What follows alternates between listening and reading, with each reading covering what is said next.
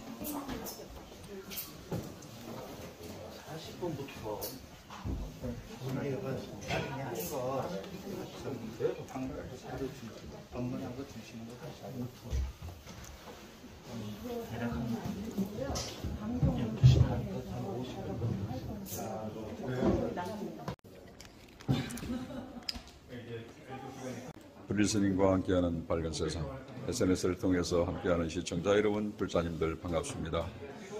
산성은 지금 대한민국 국회에 자리하고 있는 정각회 선언에 지금 와 있습니다. 오늘 이 자리에 대원 큰스님께서 초청을 법문을 받으셔가지고 자리하고 계신 가운데 산성도 이 자리에 동참을 하였습니다. 그러면은 잠시 후에 큰 스님을 모시고 법회가 이루어지는 법당에서 영상을 담아서 전해드리도록 하겠습니다.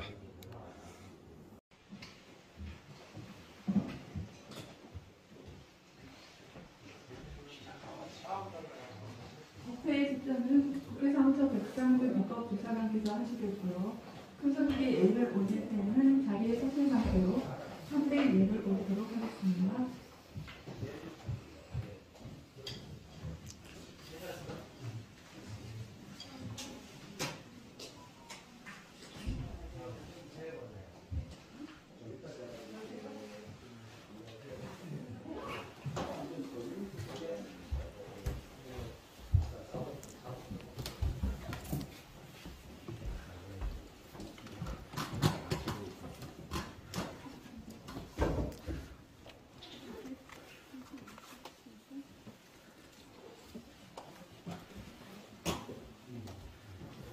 건강하고 성취하십시오. 네.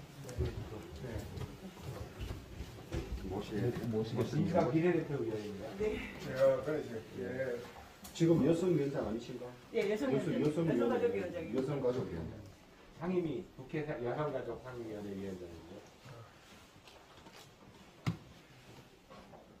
제가 여러 가지를 같이 해보자고 보냈는데 다 받아가지고 가지고 오셔서 고마워요.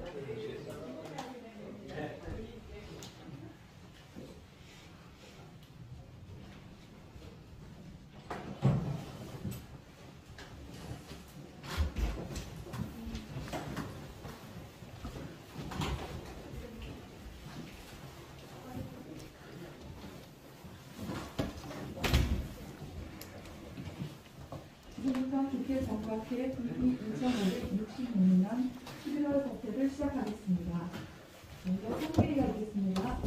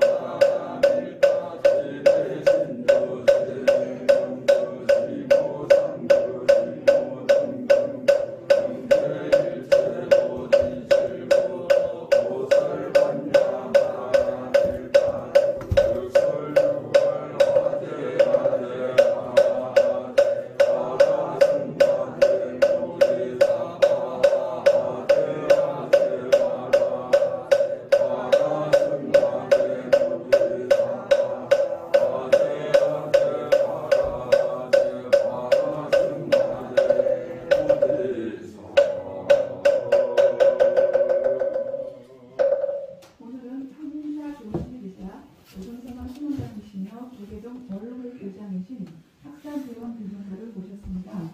큰 스님께서는 1942년 경북 상주에서 나셨으며 1956년 14세에 성주 남장사에서 조항스님을 의사로 출가하시고 16세에 삼위배를, 20세에 구족계를 수직하셨습니다.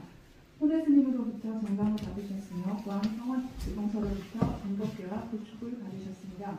그리고 1986년 계룡사 제석사 예사에 황림사를 창건하시고 1995년 출가자를 위한 5등 선언에 이어 2001년 시민을 위한 5등 시민선언을 내는 등 강화선 수행각풍의 진작과 승불교 대중화에 진득해 오셨습니다.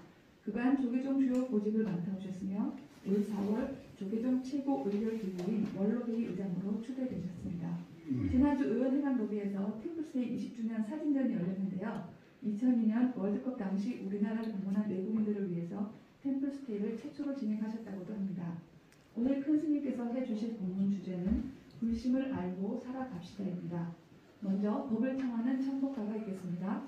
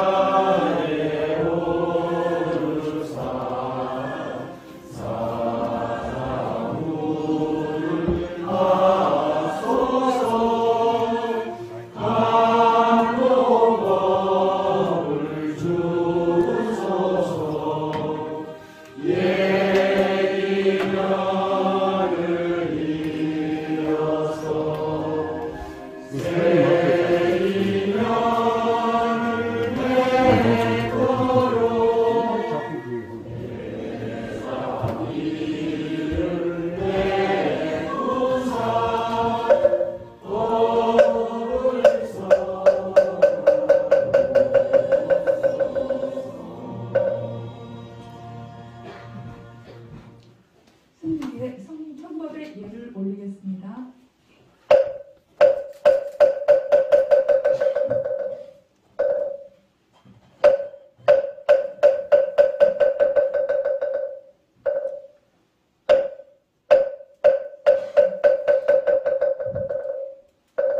모두 자리에 앉아주시기 바랍니다.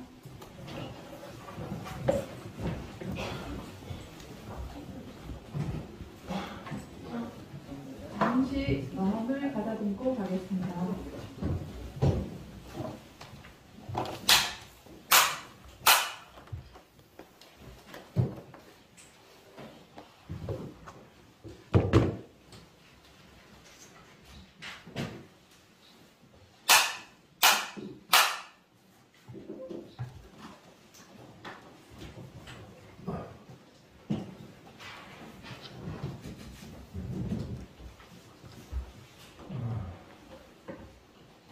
이거에서 보셨습니까? 목전에서 저와 여러분이 함께하고 있는 이 자리에서 바로 척하니 개합을 해서 바로 알아서 깨달으면 양중시비 투탈이니라. 두 가지 양변, 양극단에서 또한 중앙에서, 중도에서 완전히 벗어나는 사람이다. 그렇게 벗어난 사람은 수중영주 조만중이야. 손가운데에 신령스러운 구설을 지고 자기 목전에 가정과 사회, 나아가서 국가, 세계 인류, 더 나아가서 모든 만상에게 그 신령스러운 빛을 비추어 주더라.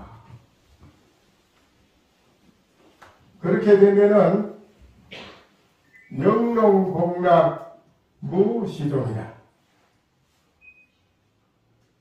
영원한 복과 낙을 시작도 끝도 없이 항상 써보으니 시시처처호일이라 가는 곳마다 매일매일 좋은 날이고 가는 곳마다 항상 태평의 노래를 부르는도다. 그렇습니다. 그러면 이 목전의 일이 무엇이겠습니까? 우리 바로 눈앞의 목전의 일을 우리들은 놓치고 삽니다. 내 눈앞의 목전의 일을 놓치고 살기 때문에 말할 수 없는 거기에는 불협화음이 끊임없이 일어나고 있습니다. 또한 불협화음뿐 아니라 불행한 모든 문제가 거기서 일어납니다. 그 일어나는 그 모든 문제가 오늘 이 자리에 계시는 분뿐 아니라 이 세상에 살아 계시는 모든 인류가 자기의 목전의 일을 바로 놓치고 살기 때문에 그런 일이 벌어지는 것이고 당하는 것입니다. 오늘날 여러분이 아시다시피 지난날에도 국가적으로 재앙이 닥쳐서 세월호라 하는 일을 당했지만 오늘 또 현실의 목전에 뜻하지 하지 않았던 그 불행한 사고가 또 일어나서 온 국민이 슬픔에 잠기게 됐습니다. 이러한 모든 일이 어디에서 일어나느냐 할 때 우리들은 목전의 일을 놓치고 살았기 때문에 그렇다는 것입니다. 왜 그러냐 하면 그 중국의 유명한 명장이 여포가 천하의 장병을 호령하는데 집에 돌아가면 부인한테는 꼼짝을 못합니다.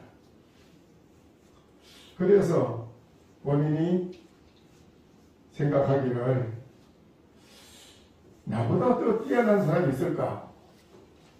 그건 누구냐? 집에 가서 부인을 마음대로 다스릴 수 있는 사람이 그 사람이 나보다 100분 낫지 않겠느냐? 혹시 그런 사람이 있을까? 하고 어느 날 장병 10만 대병을 모아놓고 빨간 길을 하나 꼽아놓고 푸른 깃대를 하나 꼽아놓고 장병들한테 그럽니다. 이 가운데 어느 누구든지 집에 가서 부인의 말을 듣지 않고 부인을 다스릴 수 있는 사람은 저 파란 그 사람은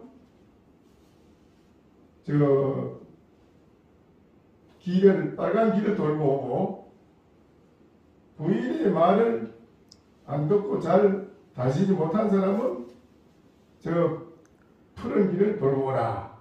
그러니까 집에 가서 부인을 마음대로 다스릴 수 있는 사람은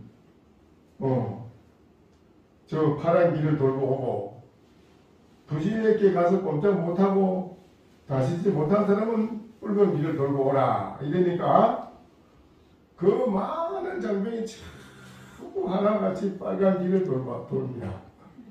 빨간 길을 돌아요. 그게 다 부인 말을 다 듣는단 말이거든요. 다 듣는다. 근데 유독히 그 가운데 한 사람이 파란 길을 돌고 가요. 그래서 장군이 야, 참 저 사람은 뛰어난 사람이다. 다 이제 마치고 그 사람을 불러가지고 그 사람은 자네는 나보다 뛰어난 사람이니 내가 오늘 한턱 내야겠네. 그래, 자네는 무슨 재주가 있어서 집에 가서 그래 부인의 말을 안 듣고 다시 믿느냐? 아, 예. 나는 집에 항상 가면 부인이 하는 말이, 항상 하는 말이, 사람이 많이 우 하고 모여가는 쪽으로는 항상 피하고 가지 마시오. 거기를 그러면 큰 재앙을 닥치니 항상 조용한 데 혼자 갔다 오시오. 항상 그래요. 그래서 오늘 가만히 보니 전부 다 저 빨간 길을 돌고 가는데 자빠지는 사람, 엎어지는 사람, 많은 사람이 나타나요. 그래서 내가 부인이 항상 말하기를 많이 가는 쪽에는 조심하고 말을 해서 오늘 내가 혼자 조용한 곳으로 푸른 길을 돌고 옵니다. 그랬어요. 그러니까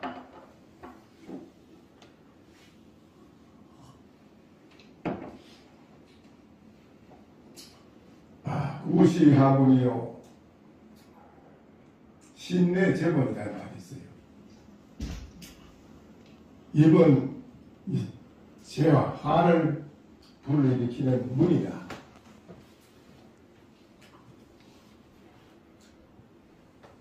음이 잘 지키라. 필요한 음수가 반드시 음조하게 입을 잘 조심히 지키라. 그리고 신내 재본이라 몸은 재앙을 일으키는 몸이니 불을 경동하라. 가볍게 절대 움직이지 말아라.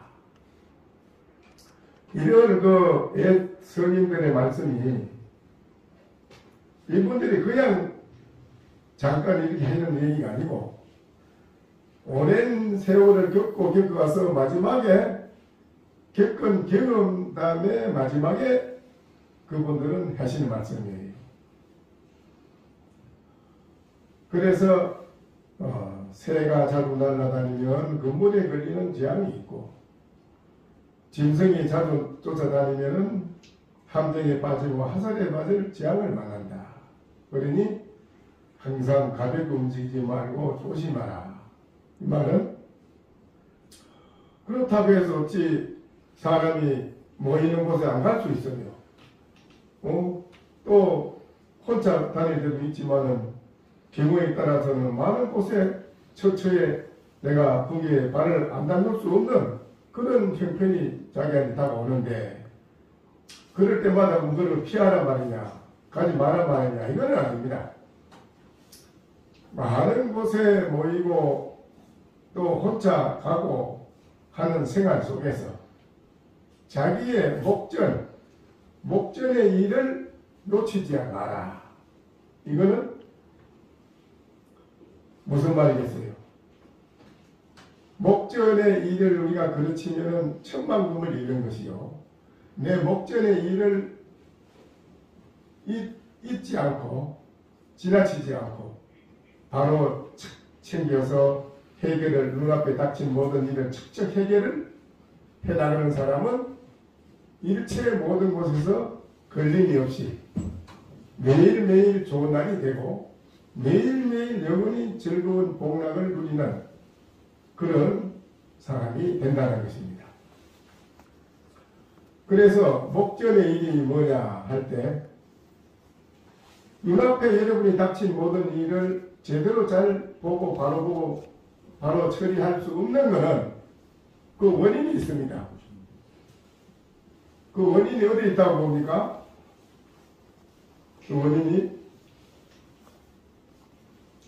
목전의 모든 일을 여러분이 그리침으로 인해서 오늘날 여러 가지 우리가 살아가면서도 많은 일을 당하고 있지만 목전의 일을 그르치게 되는 그 원인은 어디에 있느냐 할 때 자기의 마음의 목전사를 잊어버렸다는 것입니다.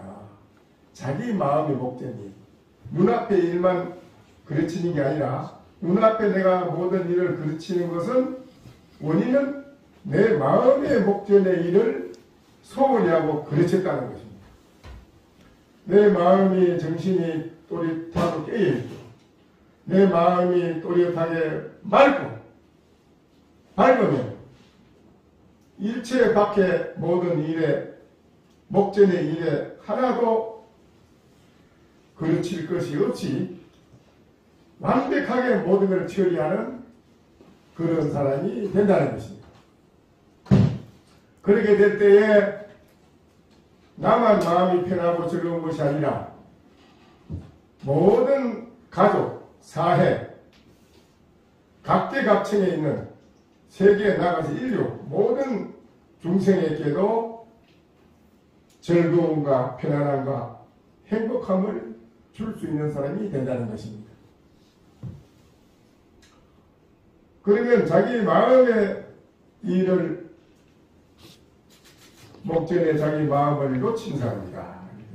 어떻게 해야 내 마음의 이 자신의 마음자리를 잊어버리지 않고 항상 깨어있고 맑은 마음으로 살아갈 수 있느냐. 그럴 때 어느 날 신라때 원효스님이 가을날, 지금 가을철입니다만 늦가을 마당에 처음 나와서 보니까 가랑잎이 온 마당에 떨어져가지고 꽉 차 있으니까 원효스님이 설총을 불렀습니다. 그 설총이 나와서 왜 그러십니까? 하니까는 원효스님이 설총 먹으랬습니다. 설총아, 마당에 가랑잎이 이렇게 많이 떨어져 있으니 어지럽고 보기가 안 좋다.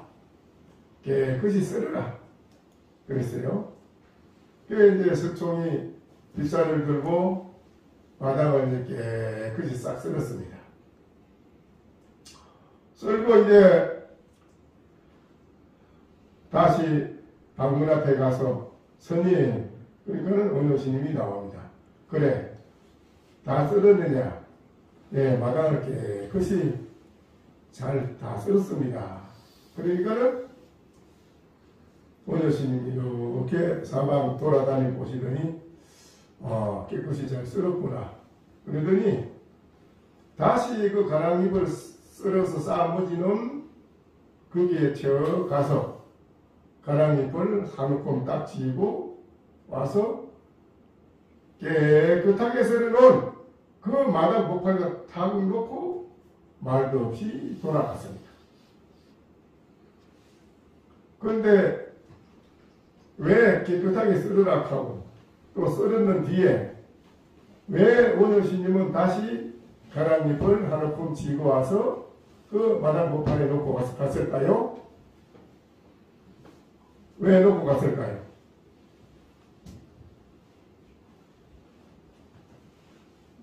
왜 마당 복판에다 가랑잎을 다시 한 움큼 놓고 갔을까요?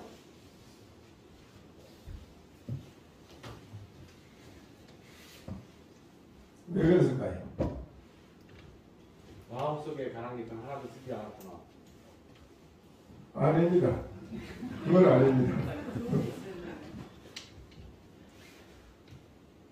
왜 가랑잎을 다시 썰어놨기로 다 썰은 데다 위에다가 한 움큼 갖다 놓고 갔을까요? 운치 있게 아니고. 그것도 아닙니다.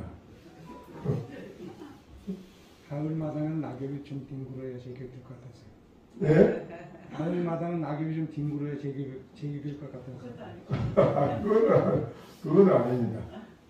아주 거기에는 참 쉽지만은 알고 보면 쉬워요. 알고 보면 그렇구만 이랬는데 그게 또 상당히 어려워요. 그 희한하죠. 그건 깊은 뜻이 있는데 그 문제를 이제 확실히 왜 원효스님이 가랑잎을 그 다 썰어 마당에 놓고 갔는지 그 원효스님이 갖다 놓고 간 그 의지를 바로 보는 사람은 자기의 목전의 일을 확실하게 분명하게 영역 분명하고 확실하게 확연하게 조금 더 거리낌 없이 멋지게 해결하고 살아가는 사람이 됩니다. 그 가랑잎을 놓고 간 의지를 아는 사람 왜 놓고 갔는지 그거를 모르면 여러분은 이 세상에 살아있는 이 지구상에 있는 모든 인류는 어쩔 수가 없습니다. 세계의 열강 속에서도 우리나라는 잘 살아보겠다고 살아가고 있지 않습니까? 근데 아무리 물질을 집을 잘 짓고 해보들 뭐하겠습니까? 우리의 의식이 거기에 따라 같이 발전이 돼야 되는데 의식이 발전이 안 되면 항상 이 세상 살아가는 현실에서 우리는 만족도 모르고 행복도 진정한 행복이 뭔지를 모르고 편안함이 뭔지를 모르고 살아가게 됩니다. 우리가 목전의 일을 모르고 살아가는 속에서는 오늘날 이런 불상사 일은 이것뿐 아닙니다. 앞으로도 마찬가지로 어떤 일이 또 일어날지 모르는 속에서 합니다. 이러한 불안전한 우리 인생이 완전한 게 아닙니다. 불안전한 속에서 우리는 풍년등화와 같이 현실을 살아가고 있는데 우리 인간은 어떻게 해야 이 세상에 멋지게 살아갈 수 있느냐 할 때 불심을 알아야 돼요. 우리 모든 중생이 불심을 다 가지고 있어요. 불심이 이 세상에 살아가는 데에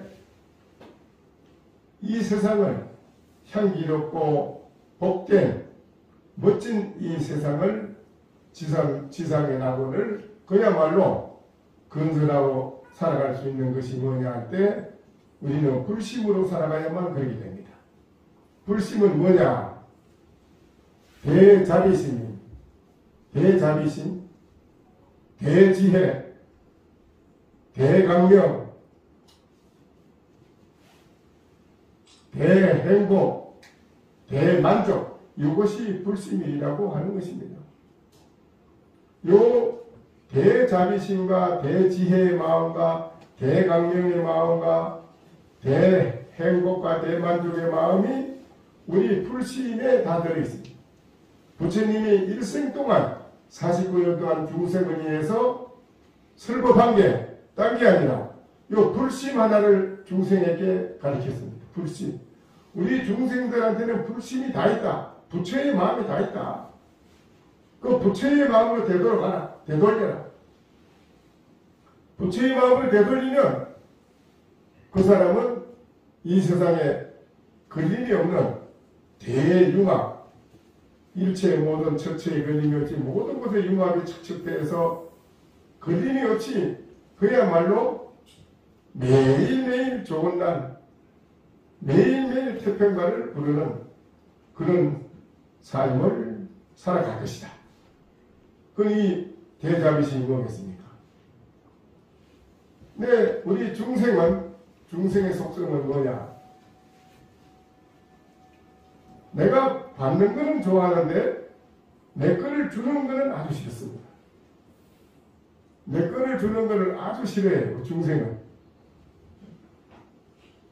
그런데 내 거를 아낌없이 모든 것을 상대방에게 줄 수 있는 사회.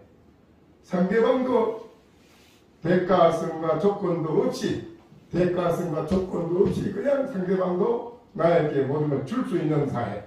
서로가 서로를 줄 수 있는 사회. 그런 사회가 되면은 어떻게 되느냐.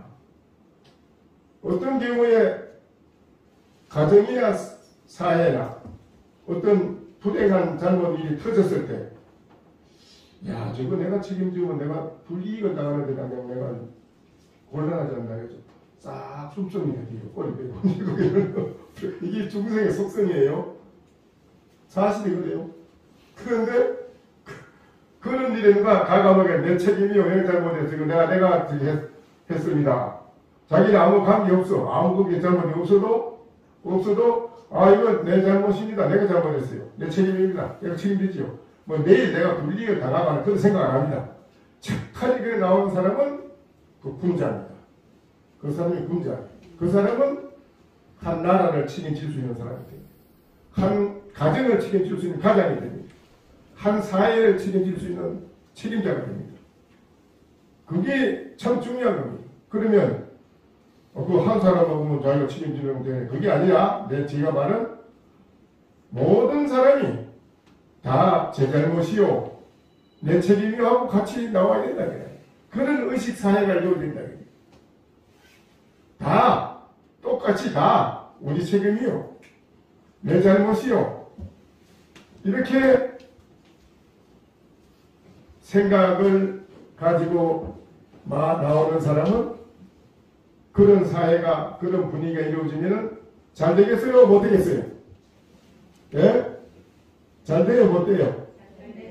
잘 되겠지요? 네. 다 서로가 자기 책임이라고 잘못이라고 나오는데 잘못된 일이 없지요. 거기에는 모두가 하나가 되고 한 마음이 되기 때문에 모든 일을 잘못된 일을 새롭게 모든 것을 개혁을 해서 더 큰 차원으로 더 큰 좋은 차원의 세계로 발돋움할 수 있는 길로 나아갈 수 있는 발판이 되는 것입니다. 그런데 서로가 나는 잘못이 없다 이러고 뒤로 발을 빼기 시작하면 그건 불행한 사회가 이루어집니다. 불행합니다. 그래서 내가 상대방에게 주는 것은 그게 가장 중요한 건데 무엇을 주느냐 할 때 우리는 현실적으로 행동도 중요하지만 행동하기 이전에 한 생각이 중요합니다. 한 생각.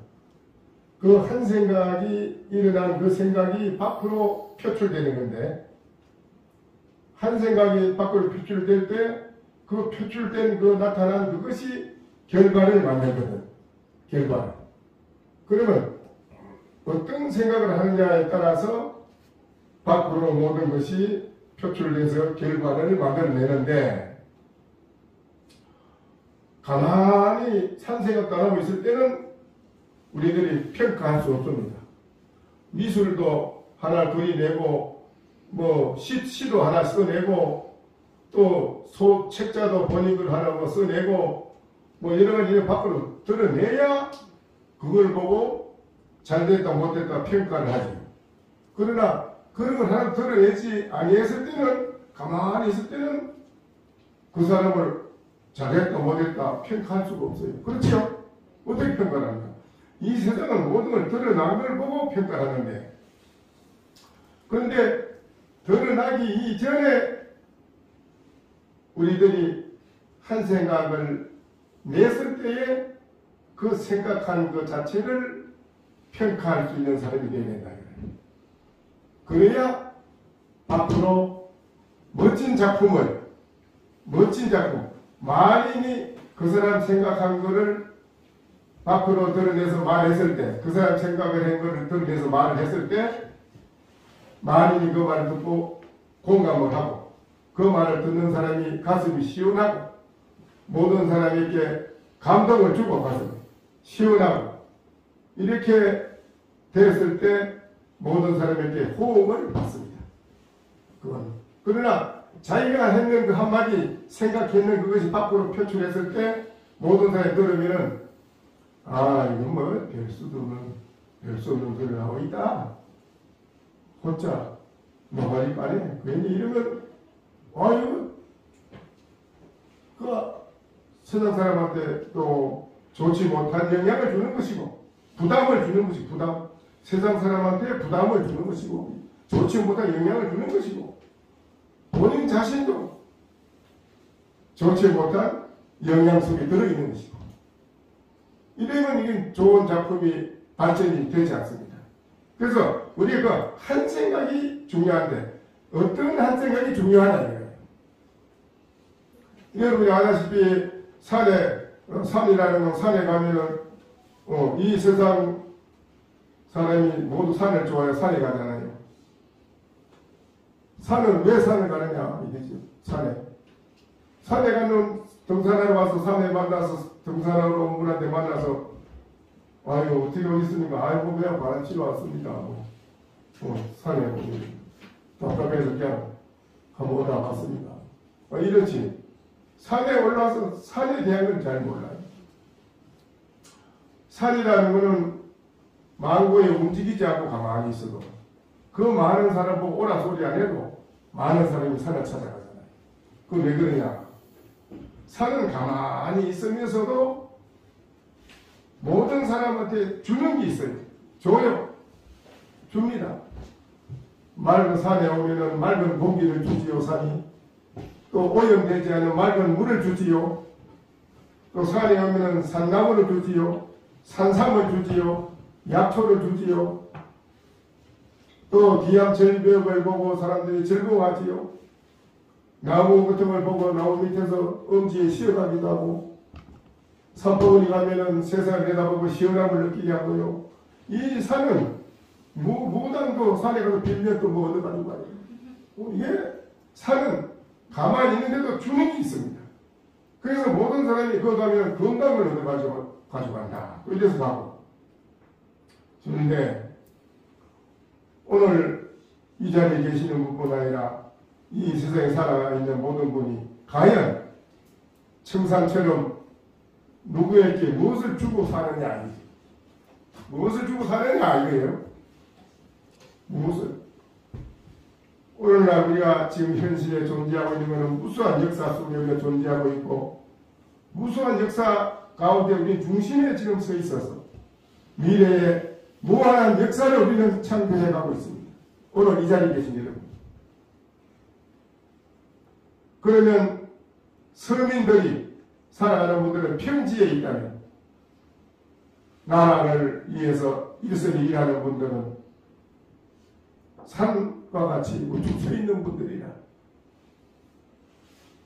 무한한 좋은 역사를 만들어나가는 중심축에 서 있는 분들입니다. 그러면 과연 산처럼 내가 모든 사람에게 무엇을 주고 있는가? 내가 무엇을 주고 있는가?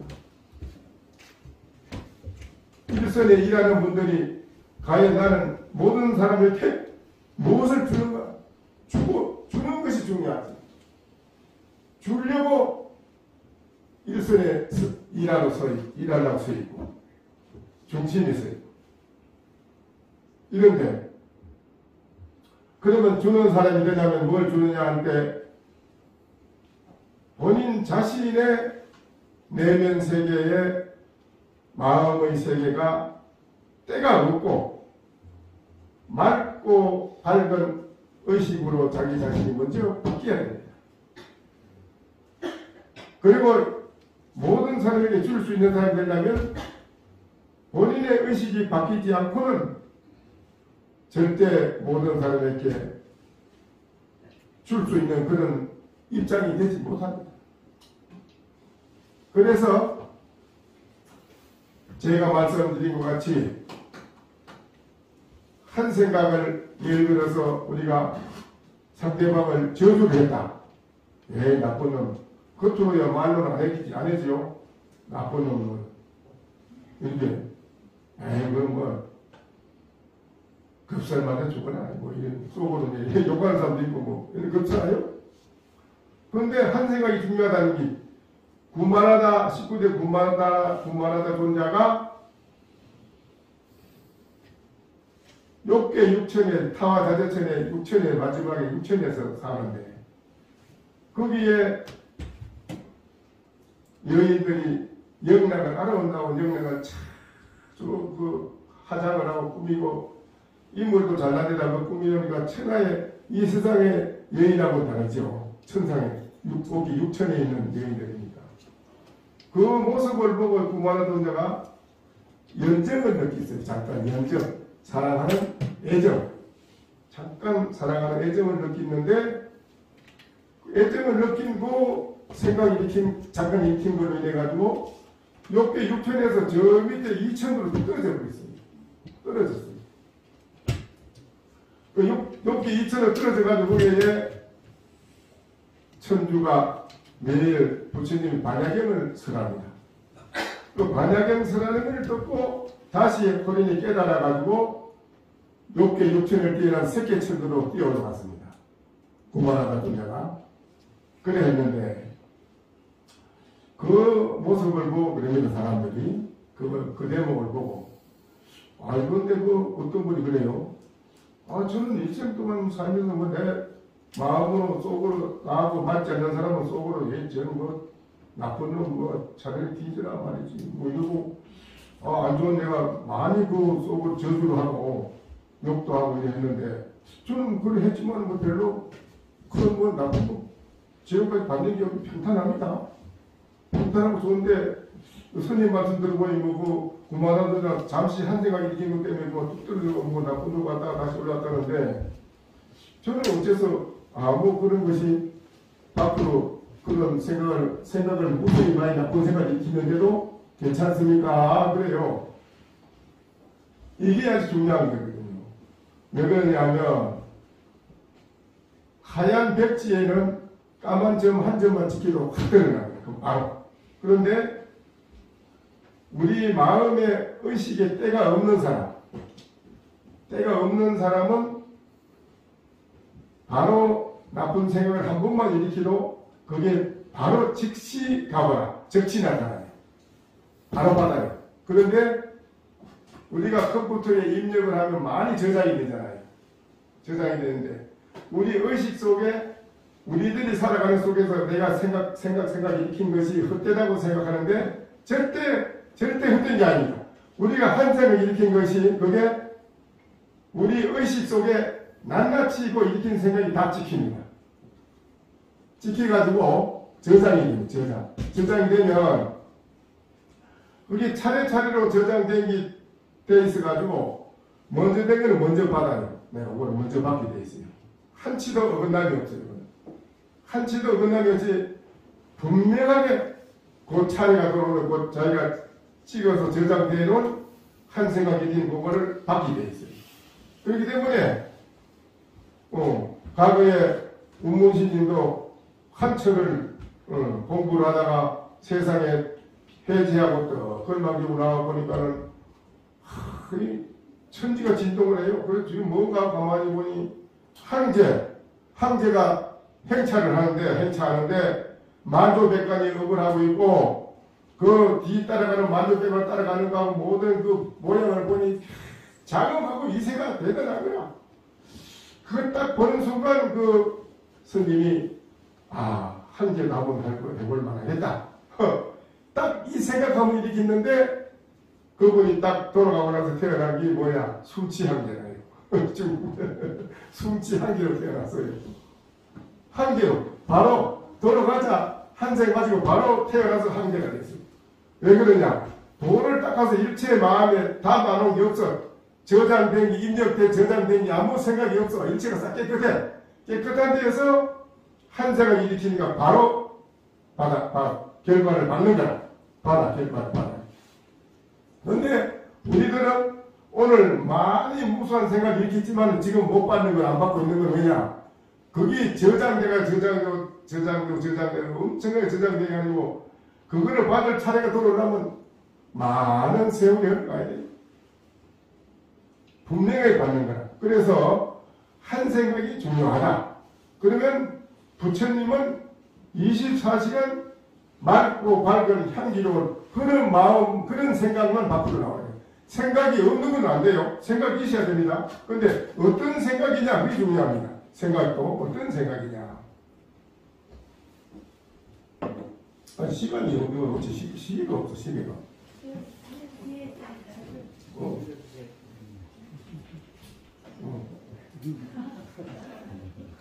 많이 했지, 뭐 4시간 넘었지요. 예? 안 되세요?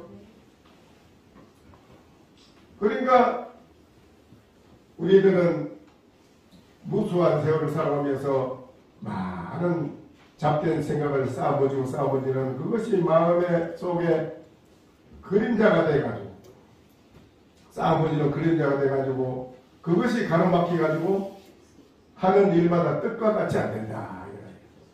뜻과 같이 안 돼. 우리가 뜻대로 척척대어 가면은 그거를 예의자재라고 해. 뜻과 같이 잘 된다. 예의자재다. 예의자재가 안 되는 원인은 뭐냐? 무수히 싸움을 이런 거라고 해. 많은 생각을 하고 이런 여러 가지 모든 것을 마음 가운데 싸머지다가 엄청나게 싸머지 났어요. 그것이 덮여 있어가지고 여러분의 지혜가 밖으로 발로가 드러나지 않고 또 바로 보고 바로 판단할 수 있는 능력의 지혜가 쓸 수가 없고 능력. 그러므로서 오늘날 살아가는 현실에서 내가 잘못 보고 잘못 판단하고 실수하는 것이 한두 가지가 아닙니다. 또 앞으로의 내일의 일의 모든 걸 계획을 하는데도 잘못 착각을 해가지고 잘못 계획을 세우는 것도 있고 이런 여러 가지 말 못할 실수를 하는 것은 우리들의 내 마음에 자신의 마음의 자리를 우리는 등지고 살았다.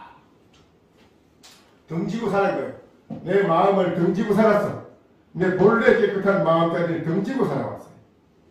그래서 우리들은 이 세상 살아가는데 완벽하게 영원한 행복도 없고 완벽한 만족도 없어요. 거기에는. 그래서 살아가는 속에서 우리들이 항상 여러 가지 말할 수 없는 고뇌 속에서 삽니다. 지금도 여러분은 이 자리에 계신 여러분뿐 아니라 우리나라 국민도 그렇고 얼마 전에 이태원의 참사로 인해서 여러 가지 슬픔 속에 우리는 고뇌 속에 잠겨 있지 않습니까? 그렇지 않습니까? 이런 일이 한두 사람의 책임이 아니라 오늘날 이 나라 온 국민의 의식을 한번 되돌아볼 때가 아닌가? 나는 분명히 그렇게 생각합니다. 우리의 의식을, 우리 온 국민이 우리의 의식을 다시 되돌려 보고 나를 다시 살펴봐야 됐다라고 나는 분명히 생각합니다. 한두 사람이 아니고 이 의식을 우리는 빨리 내 마음의 의식에 때묻은 잘못 보는 판단하는 잘못된 견해, 잘못된 주관, 잘못된 자기의 자화상 이런 거를 우리는 모조리 버려서 새로운 불신의 대자비, 대지혜, 대강령, 대행복, 대만족의 이 불신의 마음으로 되돌아올 때라고 좀 생각합니다. 빨리 그리 되돌아와야 이 나라 국민이 세계에서 진정한 참 민주화의 이상을 이 땅에 실현해가지고 세계 문명국가 일등국민으로 세계를 이끌어갈 수 있는 그런 최고의 의식 수준이 높은 국민으로 태어나지 않겠느냐 나는 그렇게 봅니다. 그렇습니까? 안 그렇습니까?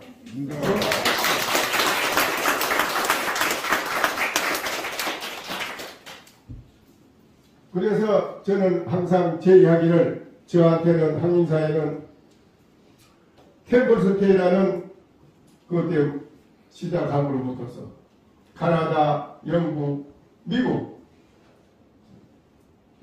독일, 프랑스 이런 데서도 캠퍼스테이 하고 와서 하고 갑니다. 그분들은 그럽니다. 야, 대한민국 정말 세계에 자랑할 만한 그런 훌륭한 나라다. 왜 그러냐? 그러니까 우리 이쪽에 서양 쪽에는 인간이 절대적인 대행복, 대자비, 대지혜를 완벽하게 갖춘 그 불처님의 마음의 불성자리는 모릅니다. 그건 몰라요. 그런데 대한민국 국민은 일찍이 1600년, 1700년에 유구한 불교 정신 문화가 이 땅에 와가지고 세계에서 인간이 가장 큰 우주 만물 가운데 존귀하다는 그런 가치성을 아는 국민이다. 그런 의식을 가진 국민인데 우리는 그걸 몰랐기 때문에 지금 그걸 깨닫고 그 공부를 하러 여기 왔다. 여기 와서 잠시 앉아서 나를 마음다리를 돌이켜보니 과연 내 마음 가운데 어떻게 어느 이치에 어디에 어떻게 내 자신이 처해 있다는 걸 내가 확인한다. 내 자신을 확인해보니까 내가 내 속에 이렇게 복잡하고 쓰레기통 같은 복잡한 생각이 참 많았구나.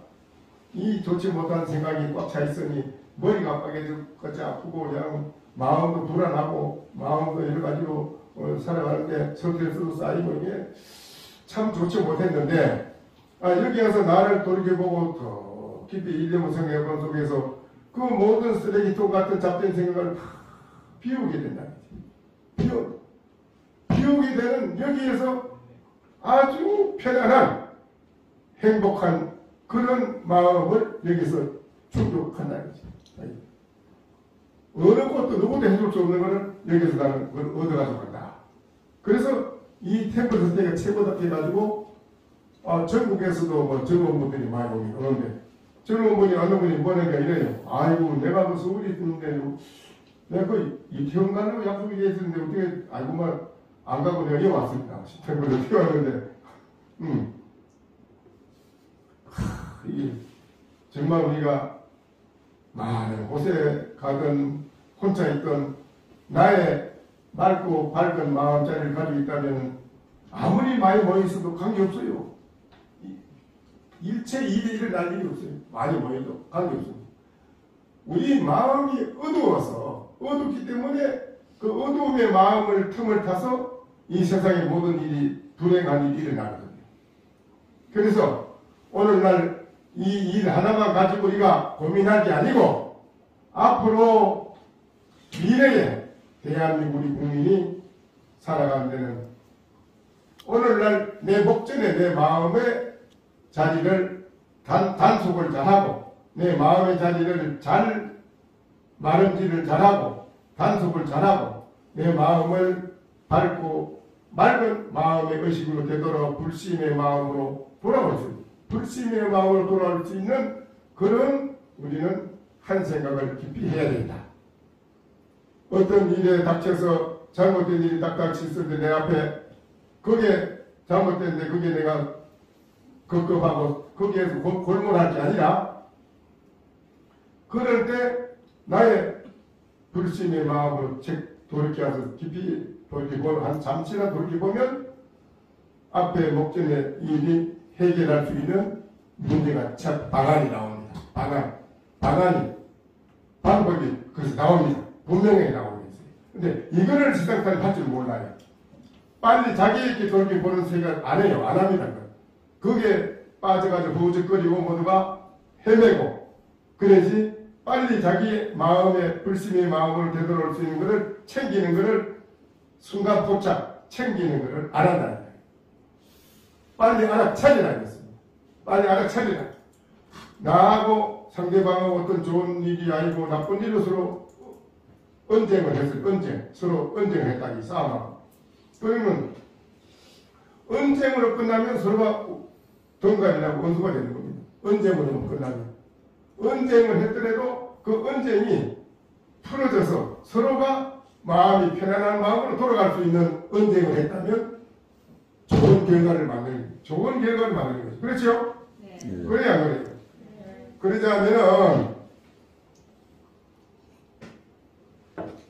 그러자면은 자기 마음을 가만히 돌이켜볼 수 있는 그런 시간을 가지는 국민이 되어야 됩니다.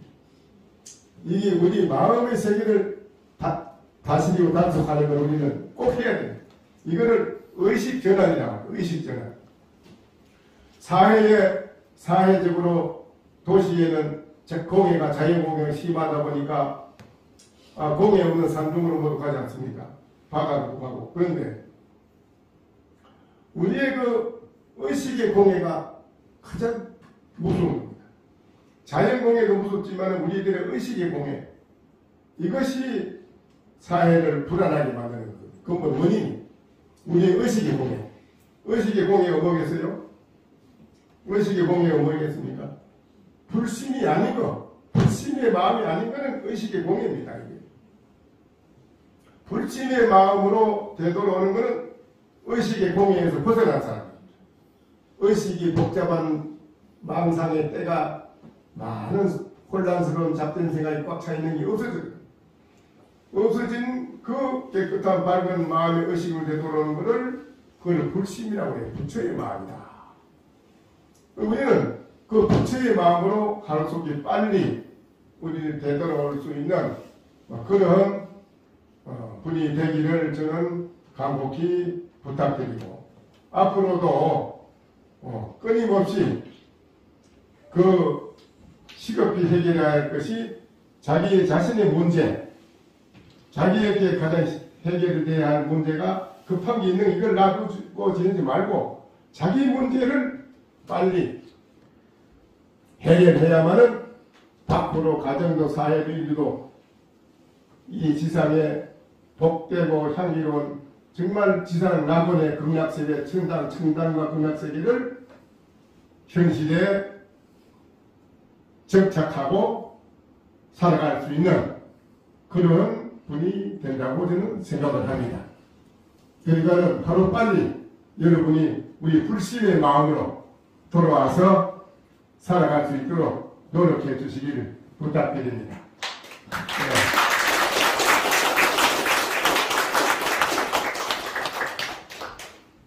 야반 상경에 어떻게 돼서 불신으로 돌아와야 되느냐? 한밤중에 야반 상경에 정각난 12시에 종을 칩니다. 저는 정각난 12시에 종을 치고 밤중에 또한 대낮에 정각난 12시에 밤 3경에 종을 치더라. 여기에서 쇠소는 쇠숲을 속에서도 한가롭게 잠을 자고, 나무 여자는 물을 입어가면서 구멍 없는 피리를 불더라. 이게 이제 우리의 그 불심의 마음으로 의식이 전환된 사람의 차원의 세계에서 하는 소리입니다. 오늘 여러분이 그렇게 살아가기를 다 여러분 때 있습니다. 생각만 하면 돼. 그렇게 살아가기를 부탁드립니다. 모두 건강하시고 성불하십시오. 네, 건강하십시오.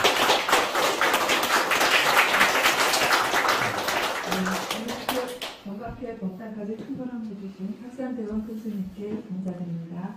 그리고 오늘 법회에 동참해주신 주호영 국회 정각회 회장님, 유원욱 국회 정각회 전임회장님, 권민숙 의원님, 윤병덕 의원님 감사합니다. 마지막으로 국회 직원 불교신도의 조기혁 회장님을 비롯한 내외 불자님들께도 감사드리겠습니다. 끝으로 사후선을 읽겠습니다. 오늘 이 법회에 이렇게 여러분 오셔서 대단히 감사하고요.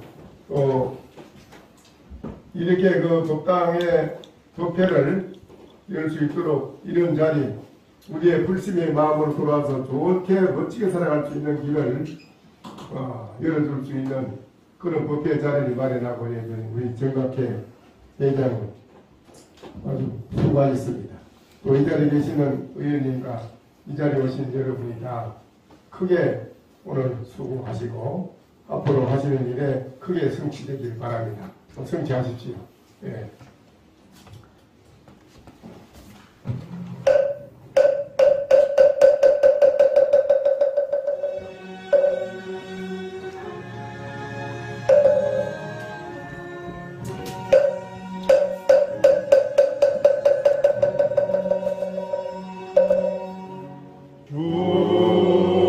중생을 다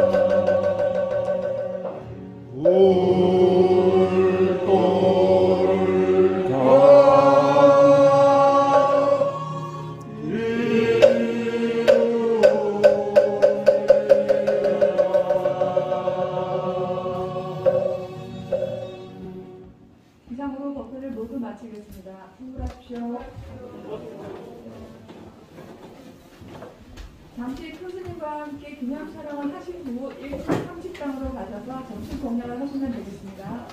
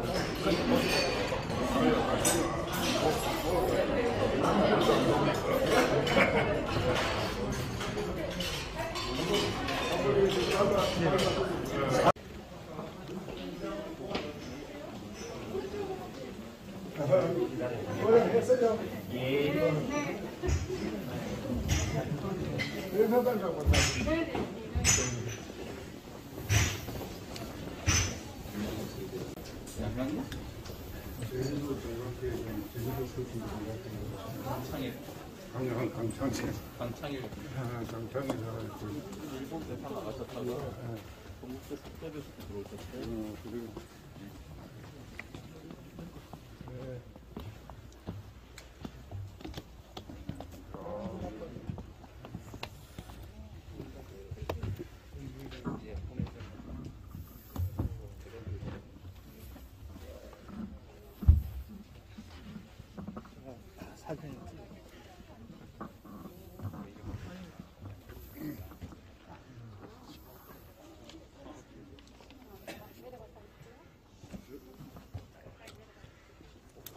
선생님 마이크 때려가지고 투근을 안 하고. 아니야.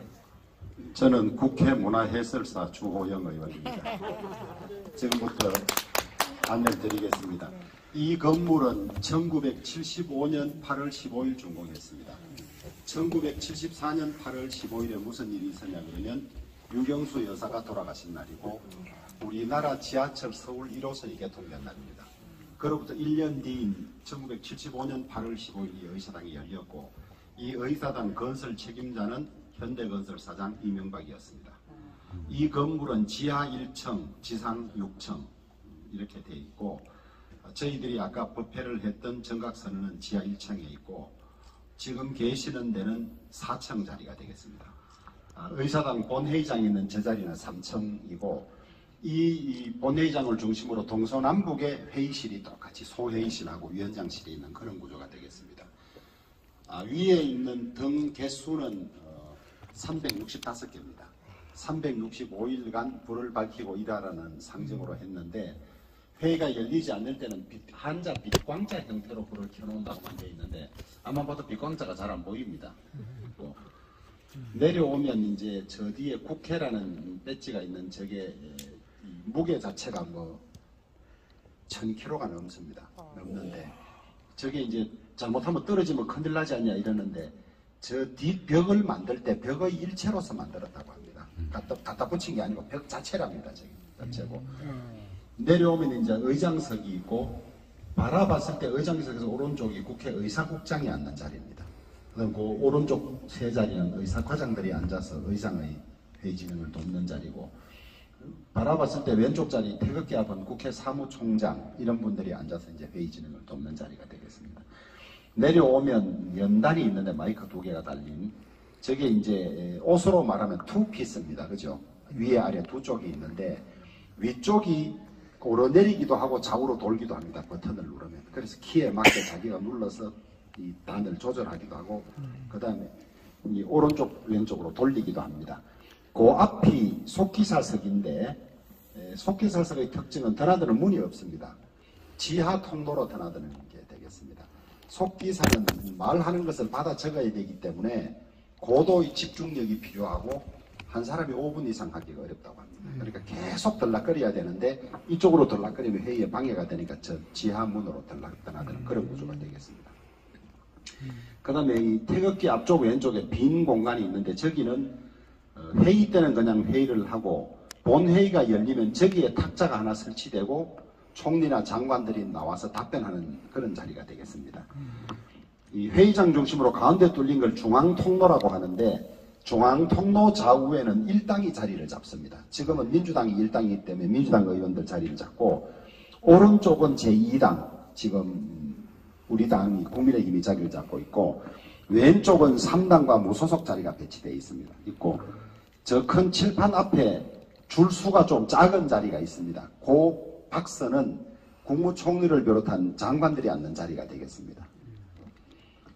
그 다음에 이제 양쪽으로 큰 칠판이 있는데 저게 전광판인데 법안이 표결되면 의원 300명의 이름이 다 표시가 되고 출석했다 출석하지 않았다 찬성이다 반대다 기권이다가 저 판에 이름이 다 표시되는 그런 판이 되겠습니다.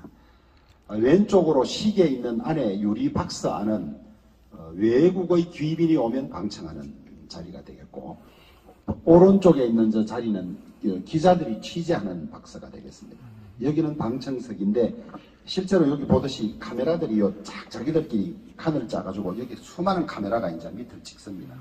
그런 구조가 되고 자리는 의원들을 상임위별로 비슷하게 앉추는데 제일 뒷자리는 당대표, 원내대표 그 다음에 이 지도부 자리가 제일 뒷줄이 지도부 자리가 됩니다. 지도부 자리가 되고 이 제일 초선이나 이런 사람들 저 제일 앞자리가 되는데 제일 앞자리에 앉으면 목이 좀 말고 이렇게 쳐다봐요. 자 뒤로 올라가고 하는 그런 구조가 되겠습니다.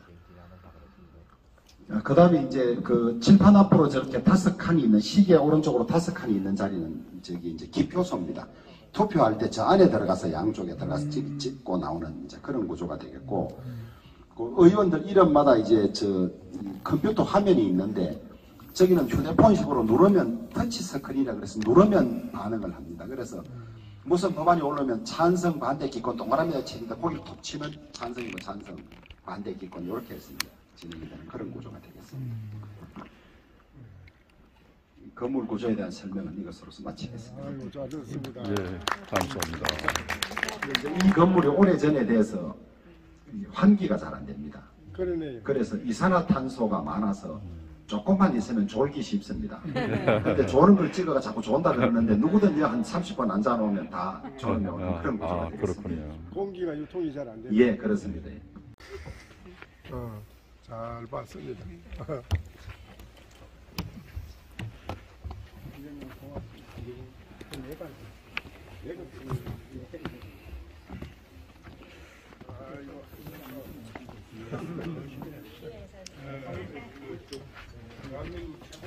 이 통로에서 요 자리는 항상 일당 대표 자리입니다. 그러네. 요 자리는 일당 원내대표 자리. 그러네. 그다음에 요건 일당의 수석부대표 자리. 그다음에 요건 일당의 대변인 자리 이렇게 딱 돼 있습니다. 요건 이제 당의 최고위원들 이렇게 앉는 걸로 돼 있고 그다음에 이제 그 이 당의 당 대표 자리, 이 당의 원내대표 자리, 정책위 의장 자리, 수석 부대표. 또 옆으로 가 있네요. 이 당이니까 요 1당이 돼야 요를 차지하는 겁니다. 1당 차지. 중원은 1당이 차지하는 겁니다. 2당인데 원래는 왜 여기를 1당을 주냐하면 보통 1당이 대통령을 많이 냈어요. 대통령이 연설하러 오는데 야당이 있으면 골치 아프지 않습니까? 그런데 요새는 골치 아파요. 예, 골치 아픈 사람도 옆에 있어가지고 이제 바뀌어야 되는 이제 그런 구조고 딱 그래 정해지는 거. 나머지 여기는 5선들 서병수, 정우택, 김영선, 조경태 전부 5선들 제일 고참들만 잘 딱 깔아 있는 겁니다. 그러네. 예, 그런 구조가 돼요. 그러니까 이제 요거로 절진말로 말하면 어간에는 더 이상 당대표 네.